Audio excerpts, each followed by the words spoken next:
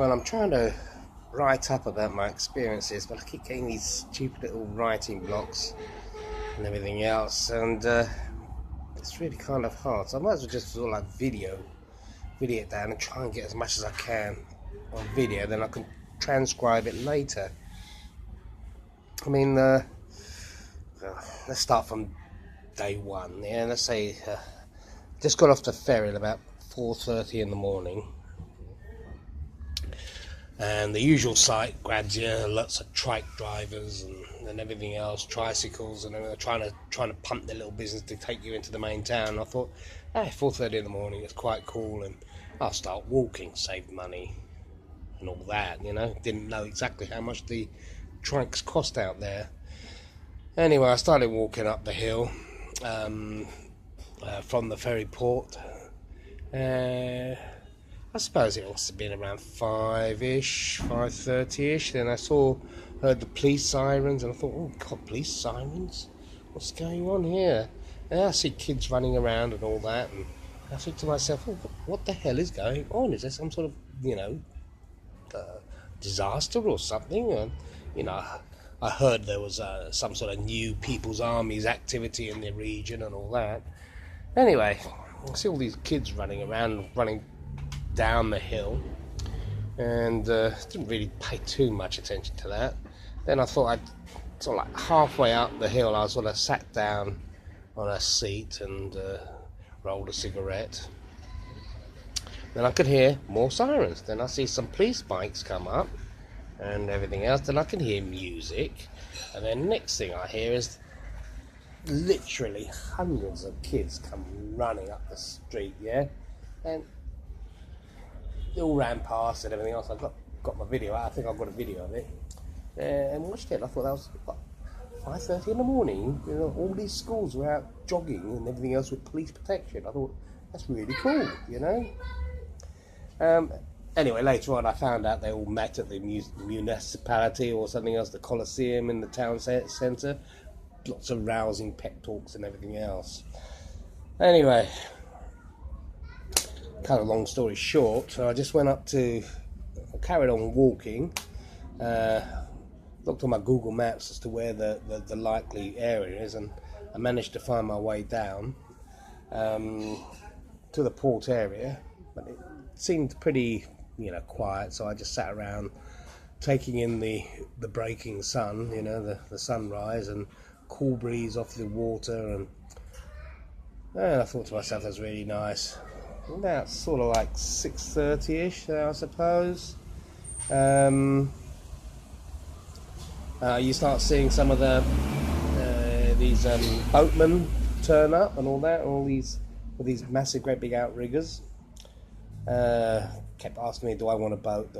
Yeah, I said yeah, and they kept sort of like quoting like, 5,000-6,000 pesos for what do I call it? Just this one-way trip to a tour and all that sort of thing. All these pre-subscribed tours, but I went there for a specific reason, Anyway, I spoke to a couple of them and tried to explain as to where I wanted to go. Showed them my Google Maps, showed them satellite pictures, showed them on the map on there on the Coast Guard station. And they all looked at me like, oh, some sort of bloody idiot, So probably am, Anyway, I thought I'd give it a rest for a minute because there was a bar called Steve's Bar. I got some pictures of it, and it's really nice and comfortable. It's just opened up, but I need a coffee first of all. So nicely fresh brewed cup of coffee. Then I went back to it. Then must have been around 7-ish, 7:30-ish. So I went back to it.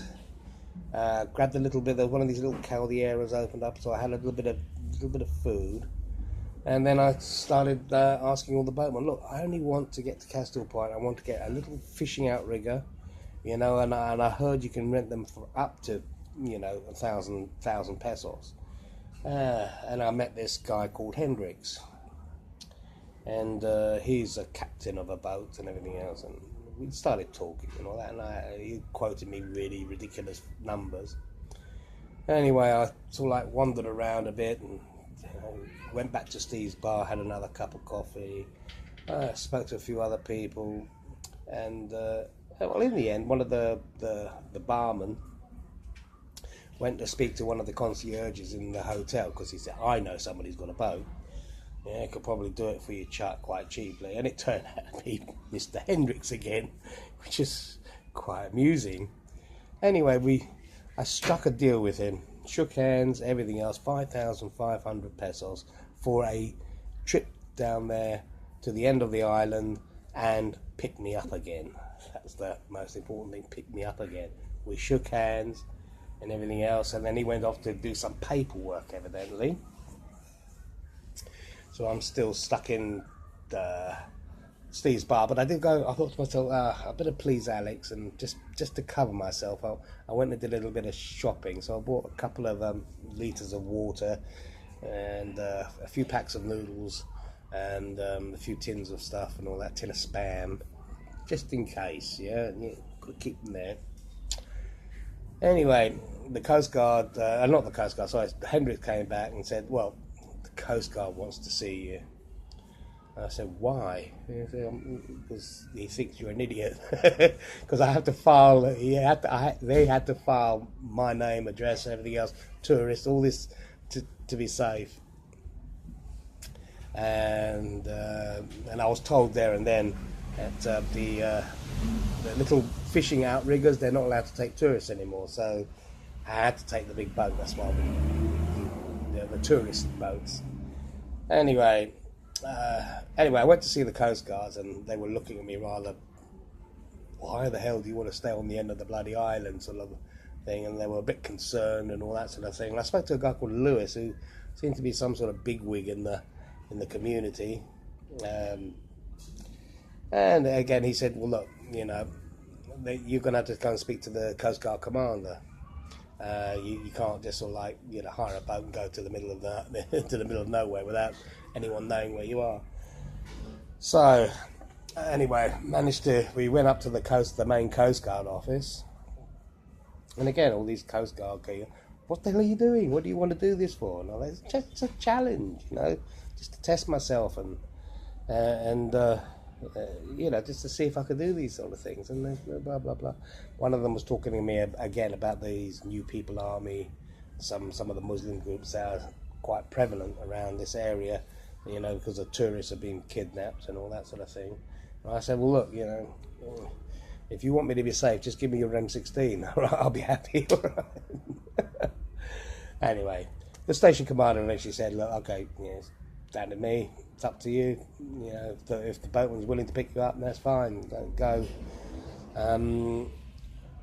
So anyway, this is now around about 11 o'clock. Yeah. Now, finally managed to get off, and so I get on the boat, and Hendricks and his son Hendril. I'll give you some details if you're ever in Coron. Yeah, give these guys a call, because they are honest guys anyway. And got to the end of got finally off to Castile Point, where I thought Ed Stafford spent his 10 days, but anyway, turned out he didn't. It wasn't that particular beach.